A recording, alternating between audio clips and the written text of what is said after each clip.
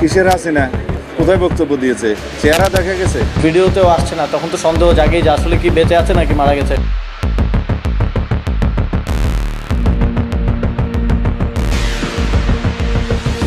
যে নেত্রীর একটি মাত্র নির্দেশনার দিকে একসময় তাকিয়ে থাকত পুরো একটি দেশ, যার হুঙ্কারে কেঁপে উঠত রাজনীতির মাঠ, সেই শেখ হাসিনা আজ কোথায়? তিনি কি আদৌ বেঁচে আছেন নাকি নীরবে নিভৃতে পৃথিবী থেকে বিদায় নিয়েছেন? 5ই আগস্টের পর থেকে তার কোনো দৃশ্যমান উপস্থিতি নেই। পর্দার আড়াল থেকে ভেসে আসা দু একটি অডিও ক্লিপ ছাড়া আর কিছুই প্রকাশ্যে আসেনি। আর ঠিক এখান থেকেই জন্ম নিয়েছে এক বিশাল রহস্যের, যে রহস্যের জাল ছড়িয়ে পড়েছে দেশের আনাচে কানাচে, চায়ের কাপ থেকে শুরু করে ক্ষমতার শীর্ষস্তর পর্যন্ত।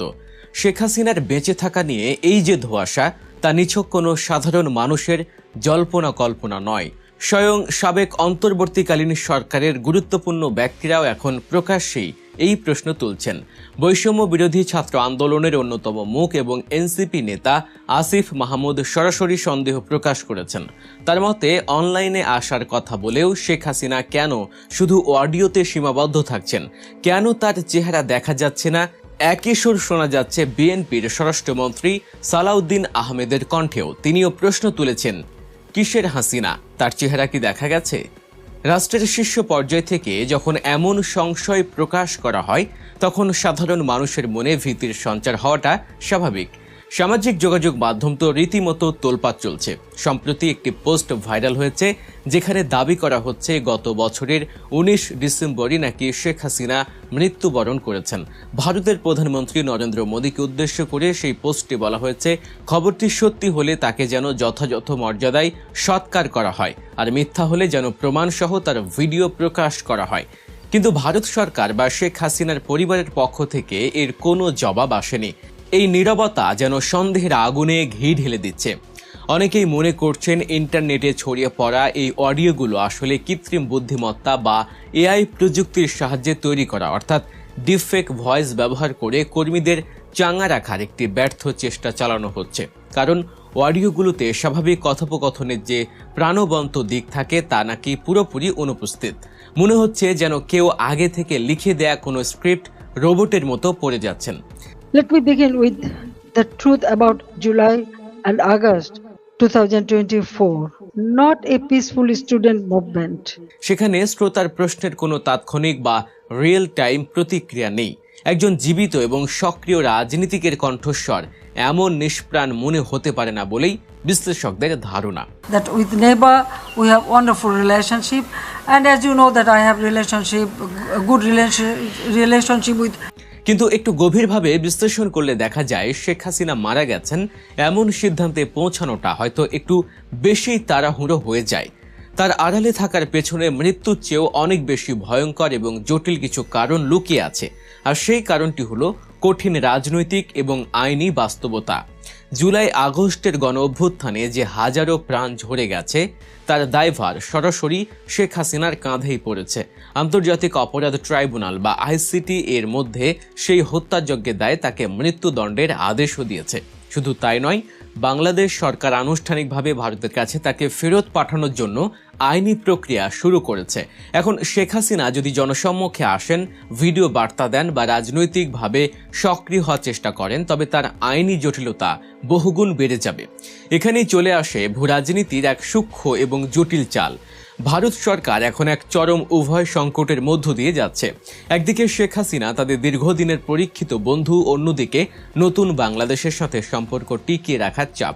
বাংলাদেশ যখন বন্দি প্রত্যর্পণ চুক্তির আওতায় হাসিনাকে ফেরত চাইছে, ভারত তখনও আনুষ্ঠানিকভাবে হ্যাঁ বা না কিছুই বলছে না। কারণ এই চুক্তির ভেতরেই একটি ফাঁক ফোকর রয়েছে। চুক্তি অনুযায়ী কোনো অপরাধ যদি রাজনৈতিক প্রকৃতির হয়, তবে ভারত চাইলে প্রত্যর্পণ বাতিল বা বিলম্বিত করতে পারে। নয়াদিল্লি ঠিক এই আইনি সুযোগটাই কাজে লাগাচ্ছে। তারা বিষয়টিকে একটি রাজনৈতিক মোড়ক দিয়ে দীর্ঘ সময়ের জন্য ঝুলিয়ে রাখার কৌশল নিয়েছে। কিন্তু ভারত তাকে আশ্রয় দিলেও তাকে স্বাধীনভাবে কথা বলার সুযোগ দিচ্ছে না কেন? এর উত্তর লুকিয়ে আছে কূটনীতির গভীর সমীকরণে। শেখ হাসিনা যদি ভারতের মাটিতে বসে বাংলাদেশের নতুন সরকারের বিরুদ্ধে ক্রমাগত উস্কানিমূলক কথা বলতে থাকেন, তবে তা ঢাকা ও দিল্লির মধ্যকার কূটনৈতিক সম্পর্ক তলানিতে গিয়ে ঠেকবে। ভারত কখনোই চাইবে না বাংলাদেশের মতো একটি গুরুত্বপূর্ণ প্রতিবেশীকে পুরোপুরি শত্রুতে পরিণত করতে। আবার শেখ হাসিনাকে যদি ভারত সরকার জোর করে পুরোপুরি চুপ করিয়ে দেয়, তাহলে তার রাজনৈতিক আশ্রয়ের শর্ত নিয়ে আন্তর্জাতিক মহলে প্রশ্ন উঠবে। তাই নয়াদিল্লি বেছে নিয়েছে একটি সতর্ক এবং নিয়ন্ত্রিত মাঝপথ। তারা হাসিনাকে আশ্রয় দিয়েছে ঠিকই, কিন্তু তার মুখ আক্ষরিক অর্থেই বন্ধ করে রেখেছে। শেখ হাসিনা এখন ভারতের হাতে একটি রাজনৈতিক দাবার ঘুঁটি ছাড়া আর কিছুই নন। এবার আসা যাক শেখ হাসিনার নিজস্ব হিসেব নিকেশে। তার বয়স এখন ৭৮ ছুঁই। এই বয়সে একজন মানুষের শারীরিক ও মানসিক শক্তি স্বাভাবিকভাবেই কমে আসে, কিন্তু তিনি খুব ভালো করেই জানেন বাংলাদেশে ফিরে আসার অর্থ হলো সরাসরি ফাঁসির দড়ির মুখোমুখি হওয়া। আন্তর্জাতিক ট্রাইব্যুনালে মৃত্যুদণ্ডের রায় মাথায় নিয়ে স্বেচ্ছায় দেশে ফেরার মতো বোকামি তিনি করবেন না। এটা যে কোনো রাজনৈতিক বিশ্লেষকই চোখ বন্ধ করে বলে দিতে পারেন। আইনিভাবে রায়ের বিরুদ্ধে আপিল করার সুযোগ হয়তো তার আছে, কিন্তু বর্তমান বাংলাদেশের যে উত্তাল রাজনৈতিক পরিস্থিতি, সেখানে সেই আইনি লড়াইয়ে জেতার সম্ভাবনা শূন্যের কোঠায়। তাই দেশে ফিরে বিচারের মুখোমুখি হওয়ার চেয়ে ভারতের মাটিতে এক প্রকার গৃহবন্দী বা নিয়ন্ত্রিত জীবনযাপন করাকেই তিনি নিজের শেষ নিয়তি হিসেবে মেনে নিতে বাধ্য হয়েছেন। তার এই আড়াল তাই মৃত্যুর জন্য নয়, বরং নিজের জীবন বাঁচানোর এক অসহায় কৌশল মাত্র। শেখ হাসিনার এই রহস্যময় অন্তর্ধান এবং নীরবতা সবচেয়ে বড় আঘাত এনেছে তার নিজের দল আওয়ামী লীগের উপর। গত এক দশকেরও বেশি সময় ধরে দলটি পুরোপুরি একক ব্যক্তি এবং পরিবার কেন্দ্রিক হয়ে পড়েছিল। দলে শেখ হাসিনার কোনো বিকল্প বা দ্বিতীয় কোনো নেতা তৈরি হতে দেয়া হয়নি। দলের প্রতিটি সিদ্ধান্ত, প্রতিটি পদক্ষেপ আসত তার সরাসরি নির্দেশনায়। আজ যখন সেই শীর্ষ নেতাই দৃশ্যপট থেকে উধাও, তখন পুরো আওয়ামী লীগ যেন মাথা কাটা একটি বিশাল সাপে পরিণত হয়েছে। দলের ভেতরে এখন চরম নেতৃত্ব শূন্যতা বিরাজ করছে। এই দীর্ঘমেয়াদী শূন্যতার সুযোগ যে কেউ নিতে চাইবে, সেটাই রাজনীতির নিয়ম। যেহেতু হাসিনা কেন্দ্রিক বলয়ের বাইরে বিকল্প কোনো কাঠামো ছিল না, তাই এখন দলের ভেতরেই শুরু হতে পারে চরম অন্তর্দ্বন্দ্ব। দীর্ঘদিনের নিষ্ক্রিয়তা এবং শীর্ষ নেত্রীর ভবিষ্যৎ নিয়ে অনিশ্চয়তার কারণে তৃণমূলের নেতাকর্মীরা চরম হতাশা আর বিভ্রান্তিতে ভুগছেন। অনেকেই হয়তো নিজেদের পিঠ বাঁচাতে দল পরিবর্তন করবেন, অথবা রাজনীতি থেকেই নিষ্ক্রিয় হয়ে যাবেন।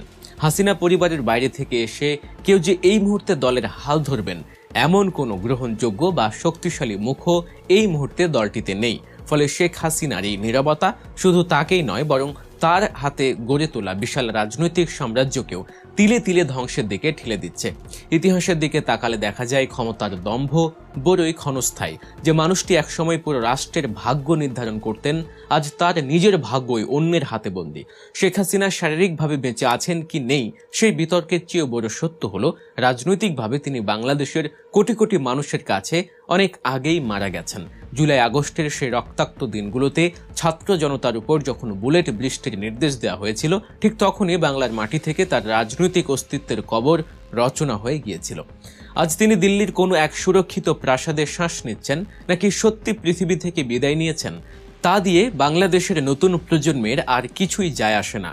প্রবল প্রতাপে দেশ শাসন করা একজন স্বৈর শাসকের পরিণতি যে কতটা করুণ, কতটা নিঃসঙ্গ হতে পারে, শেখ হাসিনার বর্তমান অবস্থায় তার সবচেয়ে বড় এবং জ্বলন্ত প্রমাণ। তিনি বেঁচে থেকেও আজ এক রাজনৈতিক মৃতদেহ। আর এটাই হয়তো প্রকৃতির সবচেয়ে বড় এবং নির্মম প্রতিশোধ। দর্শক, বিশ্লেষণটি ভালো লাগলে এবং এমন আরও গভীর ও বিশ্লেষণধর্মী ভিডিও পেতে সাবস্ক্রাইব করুন গল্প নিউজ। আমাদের সাথেই থাকুন সত্যের সন্ধানে। দেখা হচ্ছে পরবর্তী ভিডিওতে। আল্লাহ হাফেজ।